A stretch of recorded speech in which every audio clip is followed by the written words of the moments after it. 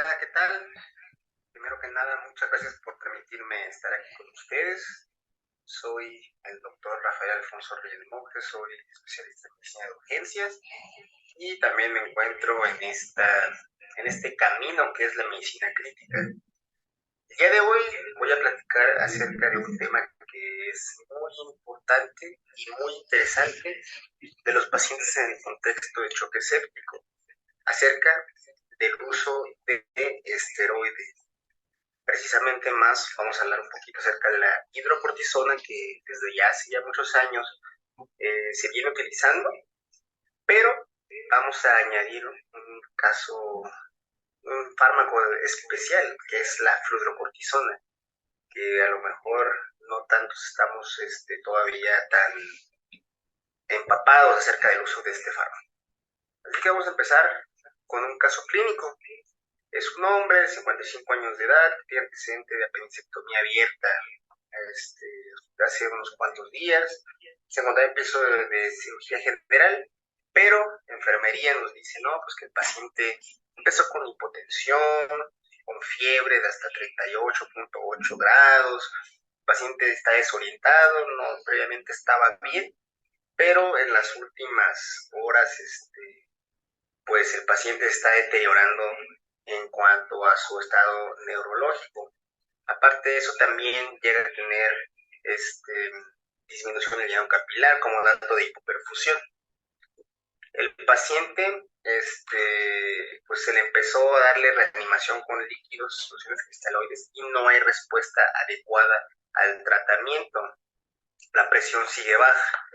Entonces, bueno, tú dices, bueno, todo bien, vamos a hacer nuestras metas de sepsis y vamos a tomar cultivos, tomas cultivos, hemocultivos, cultivo de secreción, etcétera.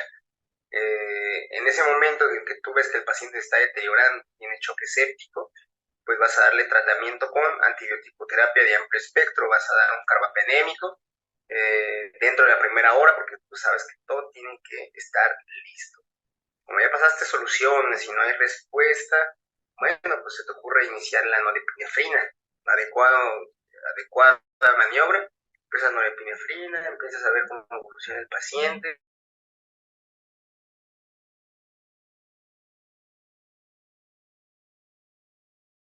pero sigue mal, sigue somnolencia, liguria, el paciente no responde adecuadamente a los estímulos. Bueno, la dosis de norepinefrina sigue subiendo, subiendo, subiendo, pero pues en este momento tú ya vas a decidir iniciar la vasopresina. Sin embargo, todavía no tienes la respuesta adecuada. El paciente sigue hipotenso, sigue hiperfundido, sigue somnolento. Entonces aquí, ¿qué va a pasar? ¿Qué hago? Esa es la pregunta que muchos de nosotros nos podríamos llegar a hacer. Si ya realicé todo lo que yo se supone que tengo que hacer, que es poner líquidos, poner un vasopresor, poner otro vasopresor, pero el paciente sigue mal. Entonces, en ese momento, vamos a optar con otra medida terapéutica, que es la hidrocortisona y la fludrocortisona.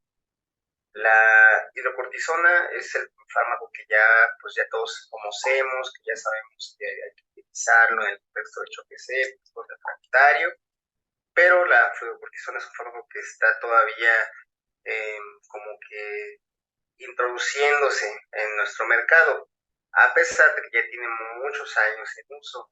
Aquí en México no se encuentra disponible, pocos son los centros que lo tienen, pero antes de empezar un poquito acerca de eso, hay que platicar un poco sobre las recomendaciones, qué es un grado de recomendación y qué es un nivel de evidencia. Nosotros, al momento esta es una tabla que utilicé de guías europeas de cardiología, pero son aplicables a cualquier, índole de la medicina. Cuando tenemos una clase de recomendación tipo 1, grado 1, es porque las medidas utilizadas pues va a ser benéficas para el paciente. Entonces se recomienda la realización de esa medida, llámese terapéutica, diagnóstica, etcétera. Un grado de recomendación clase 2 es cuando ya existe algunas diferencias sobre opiniones acerca de que si es eficaz, si no es eficaz, y podemos dividirlos en dos, en grado A y grado B. El A es de que, bueno, pues deberías considerar realizar esta acción, este estudio, ese tratamiento, etcétera. El tipo B es que a lo mejor puedes considerar realizar esa medida, porque ya hay un poquito menos de evidencia al respecto. Y una clase 3 nos habla de que no hay que realizar esa acción. La evidencia nos dice que puedes hacerle daño al paciente. No solamente puede ser inefectiva, sino puedes hacerle daño. Entonces, son medidas que no tendrías que realizar. Entonces, el tipo de evidencia A nos habla acerca de estudios aleatorizados y metaanálisis. Es decir, se realiza un estudio grande, un metaanálisis, una revisión sistemática, pero basada en estudios aleatorizados controlados. Eso nos daría el mejor nivel de evidencia que puede existir. El tipo B nos habla acerca de estudios, a lo mejor también son aleatorizados controlados, o estudios con una gran población que no son aleatorizados controlados, a lo mejor alguna corte, algún estudio prospectivo, retrospectivo, pero sin ser aleatorizado, pero que secundario a que tiene muchos pacientes es la mejor evidencia disponible.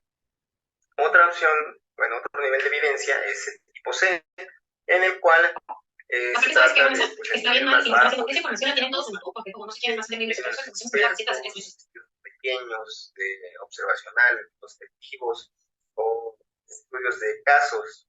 Un ejemplo de este tipo de evidencia es la toxicología. En la toxicología realmente la evidencia es muy baja y generalmente se da basada en casos clínicos. A toda la comunidad científica de la primera generación que llegó a todos por medio del correo, con la receta, con todo eso, esa información ya entonces están desconectados completamente.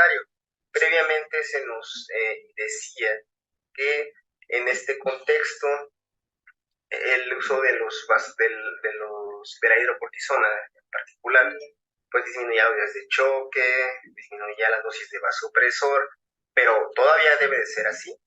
Esa es la pregunta que tenemos que realizarnos en este momento.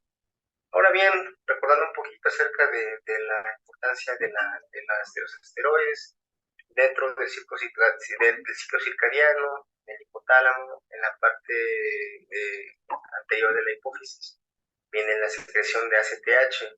A nivel de la glándula renal, suprarrenal, va a haber un incremento en la secreción de cortisol. Esa secreción de cortisol va a estimular el sistema inmune. El sistema inmune también va a producir efectos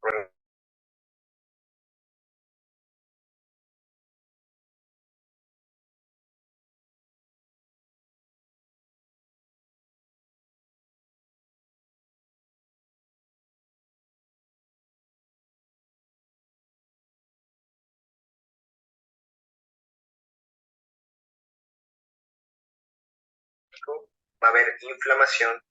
La consecuencia de estas alteraciones a nivel pues, de toxinas, por así decirlo, puede haber también disfunción endotelial y puede condicionar hipoglucemia. Esta misma inflamación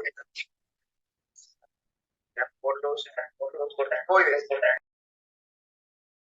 contexto de un paciente, puedes pensar en que a presentar alteraciones a nivel de la glándula suprarrenal que te lleven a problemas a este nivel. ¿Cómo se puede llamar eso? Bueno, se puede llamar CIRSI, que es una entidad en la cual se caracteriza de los pacientes críticamente enfermos. Generalmente, para llegar a este diagnóstico, tenemos que tener un paciente críticamente grave que ya tenga algunos días de tratamiento. Estrictamente tenemos que tener niveles altos de cortisol, puede tener también incremento en la secreción de ácidos biliares. El problema es de que esta pérdida de la corteza suprarrenal te va a llevar a alteraciones clínicas y paraclínicas. Puede tener un paciente que está encefalópata, tiene delirio, tiene fatiga, está con hiporreactividad no explicada por otra característica. Entonces, que el paciente tenga alteraciones hidroelectrolíticas, lo más característico de hiponatremia o la hipocalcemia, que además de repente tenías una atometría hemática sin eosinófilos y de repente ¡pum!, se dispara la eosinofilia. Y algo que es muy, muy importante, la continuidad de una manera inexplicable del uso de vasopresor. Tú dices a tu paciente, dices, bueno, ya le pasé, ya veo que no responde a líquidos, que no requiere líquidos, veo que tiene resuelta su patología séptica, veo que tiene un tratamiento antimicrobiano óptimo. Sin embargo, todavía no está mejorando el paciente. Entonces, en ese contexto, es probable que nos estemos topando de una deficiencia de glucocorticoides. Entonces, ahí sería el momento para iniciar también la hidrocortisona. Pero actualmente lo que quiero mencionar es que también hablemos del choque refractario. El choque refractario se caracteriza por una incapacidad para alcanzar una presión arterial media mayor a 65 milímetros de mercurio, cuando ya tengamos unos niveles de norepinefrina o un equivalente a la norepinefrina de 0.2 microgramos por kilo minuto. Esto de acuerdo a lo descrito en el estudio ATOS-3, o también de acuerdo a la Surviving Sepsis que salió en el 2021. Unos niveles de norepinefrina mayores a 0.25 microgramos por 4 horas se consideraría choque refractario. Yo, en mi opinión personal, considero que cuando ya tienes tú un nivel de norepinefrina mayor a 0.2 microgramos, es el punto adecuado para pensar en tener o en tomar unas diferentes medidas. Entonces, esta es una tablita que me gusta mucho, el artículo que se publicó de CHEST este año. Como comentamos, el vasopresor de elección va a ser la norepinefrina. La podemos empezarla cuando el paciente ya tiene presión arterial media menor a 65 milímetros de mercurio. Algo que también hay que hacer mucho hincapié es que los vasopresores pueden iniciarse de manera periférica, de manera segura. No es necesario poner un catéter venoso central para la administración de los vasopresores. El paciente sigue con alteraciones neurológicas, sigue con alteraciones de llenado capilar, sigue mal, sigue con oliguria, algún problema que tenga en sus ventanas de choque, bueno, en ese momento podemos decir que el choque séptico está empeorando. Entonces, aquí es el momento para el cual hay que poner un segundo vasopresor. El vasopresor de elección es la vasopresina. Y eso, como les comento, aquí en este artículo nos pone que cuando tiene 0.3 microgramos, 0.2, 0.25, más o menos es la dosis que nosotros estamos tomando en cuenta para la realización de intervenciones. Aquí en este artículo te sugieren el uso de un catéter venoso central. No es imprescindible, como les comento, puede realizarlo de manera periférica, pero aquí, en este momento, cuando tú agregas un segundo vasopresor, este es el momento en el cual tú vas a agregar el esteroide. Entonces, aquí tenemos dos cosas. Tenemos añadir hidrocortisona, 50 miligramos cada 6 horas, más fluorocortisona, 50 microgramos, una vez al día por 7 días. Entonces, ya tenemos la pauta. Cuando el paciente tiene dosis de norepinefrina mayor a 0.2, vas a agregar la vasopresina y al mismo tiempo vas a añadir la hidrocortisona y la fluorocortisona. También hay que considerar que no solamente estamos hablando del choque refractario en sí, hay otras condiciones, como por ejemplo, estos pacientes van a tender a tener acidosis metabólica severa, que per se nos va a ocasionar un incremento en la dosis de vasopresor.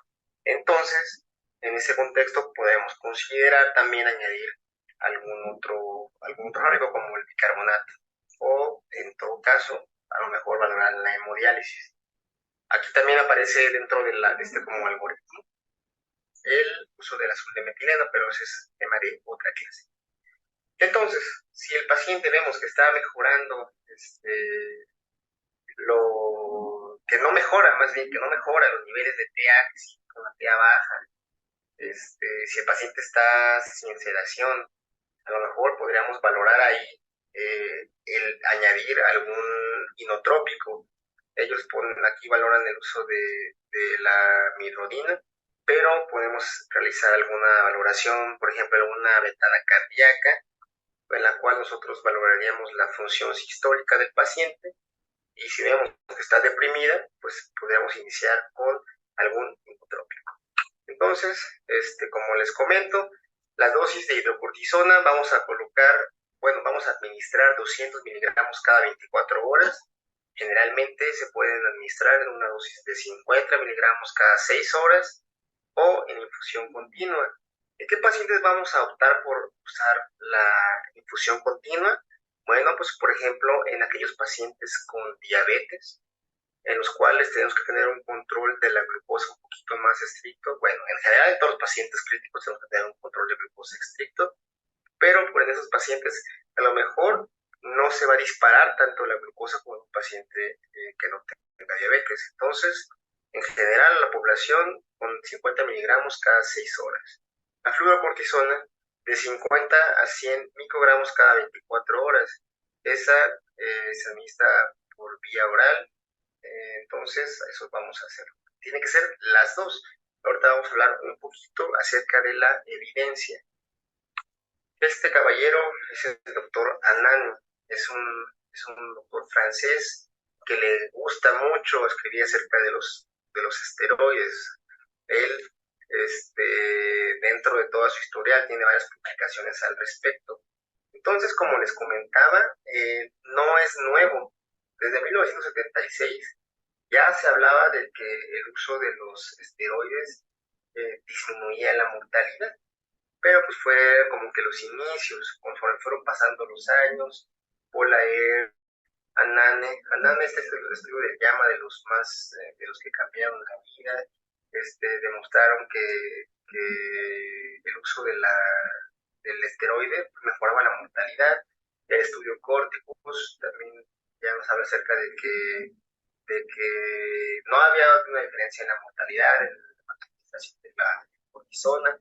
Posteriormente estudió Hypres en el 2016, la infusión continua, que pues tampoco no previó que el paciente se deteriorara. En ese tiempo se hablaba de sepsis severa, pero no mejoraba, o sea, no prevenía que el paciente empeorara. En el 2018 el estudio Approach, aquí fue cuando ya se empezó a utilizar la fluorocortisona más la hidrocortisona en el estudio Approach en el 2018, en el cual vieron que en los pacientes tenían una disminución en la mortalidad de 90 días, además de mayor recuperación del aunque nos mostraban diferencias de ventilación.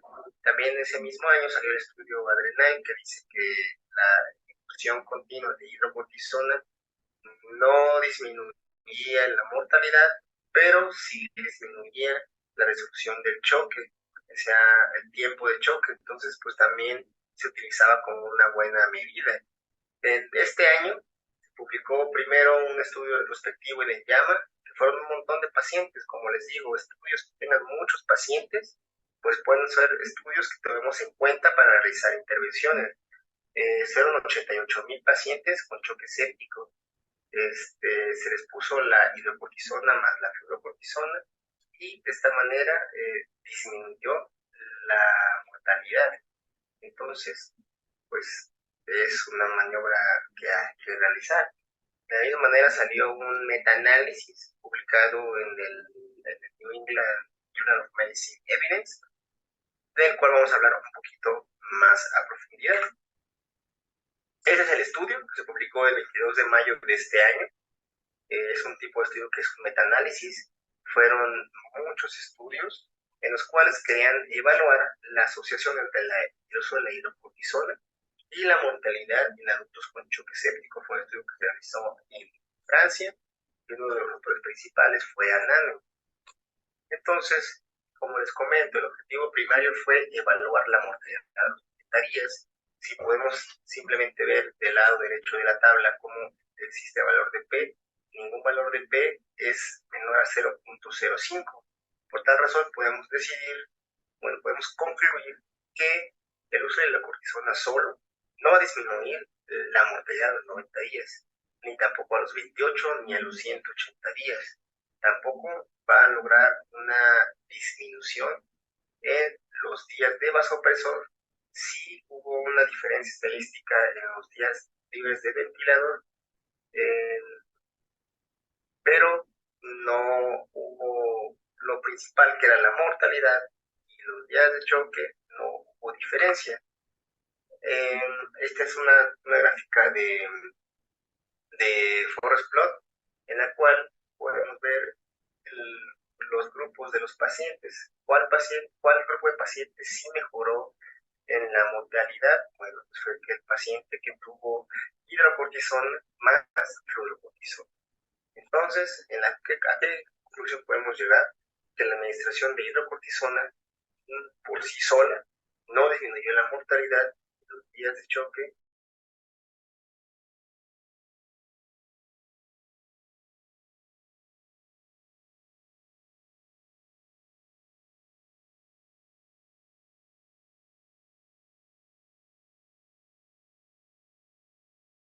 Y los días de vasopresor. Solamente mejoró la mortalidad en aquellas ocasiones en las que se administraba también la hidrocortisona. Entonces, ¿en qué otro contexto podemos tener en cuenta el uso de la hidrocortisona? Bueno, este es un artículo también que se publicó este año que habla acerca del uso de la hidrocortisona en pacientes con neumonía adquirida en la comunidad severa. Entonces, el uso de la hidrocortisona se asoció a disminución de la mortalidad de una manera estadísticamente significativa. Estamos viendo aquí en esta gráfica de Kaplan-Meier, en la cual el porcentaje de pacientes que se egresaron en la terapia intensiva el día 28 después de la aleatorización fue estadísticamente mejor a aquellos pacientes a los que se le administraron hidrocortisona. El protocolo que ellos siguieron fue la administración de 200 miligramos, una dosis de infusión continua por al menos 4 días. Después de esos 4 días, el investigador decidía si quería seguirle o se paraba ya de acuerdo a las características clínicas del paciente. Y la conclusión fue que el tratamiento con hidrocortisona redujo la mortalidad a los 28 días en pacientes en la terapia intensiva con neumonía que es la comunidad severa. Este fue el otro estudio que les comentaba. Es un estudio multicéntrico de corte que incluyó 88 pacientes, publicado en la revista JAMA este 2023, que quería evaluar la efectividad de la fluorocortisona más hidrocortisona versus hidrocortisona en pacientes con choque séptico. Entonces, podemos evaluar que la mortalidad hospitalaria sí disminuyó en aquellos pacientes a los que se les administraba hidrocortisona con fluorocortisona, siendo estadísticamente significativo, además de días libres de vasopresor y días libres de hospital. Es decir, los pacientes también se iban de alta más rápido. Y a final de cuentas, la hidrocortisona fue mejor, la mortalidad o la sobrevivencia en los pacientes que se trataron con hidrocortisona más fluorocortisona fue mejor que los pacientes que solamente se sometieron a la intervención con hidrocortisona. La conclusión es de que el tratamiento con fluorocortisona y hidrocortisona va a disminuir la mortalidad, la dosis de vasopresor y los días libres de hospitalización en unidad de cuidados intensivos en pacientes con choques. Para llevar a casa hay que iniciar la hidrocortisona más la fluorocortisona en el momento que agregamos el segundo vasopresor, que sería la vasopresina. Entonces, primero, norepinefrina. Cuando lleguemos a 0.2, 0.25, vamos a añadir la vasopresina. Al mismo tiempo que añadamos la vasopresina, tenemos que iniciar hidrocortisona más fluorocortisona. ¿Por qué? Porque va a disminuir la mortalidad. Aparte de disminuir la mortalidad, va a disminuir la necesidad de vasopresores, los días de estancia hospitalaria, etc. La hidrocortisona por sí sola no te va a ocasionar esa disminución en la mortalidad. Siempre considera la existencia de una insuficiencia suprarrenal porque puede estar ocasionándote alteraciones. En ese contexto, hay que añadir la hidrocortisona. Sin embargo, si no tienes más que hidrocortisona, es una buena herramienta y puedes utilizarla con tal de tener un mejor resultado para tu paciente. Entonces, esas son las conclusiones. Es un tema bastante interesante que ha tenido cambios a través de los años. Espero que les haya servido de algo y si tienen dudas estaré contento de contestárselas. Muchas gracias y quedo a sus órdenes. Listo, pues muchas gracias al doctor. Ahorita vamos a continuar con la siguiente charla. Un segundito. Ok.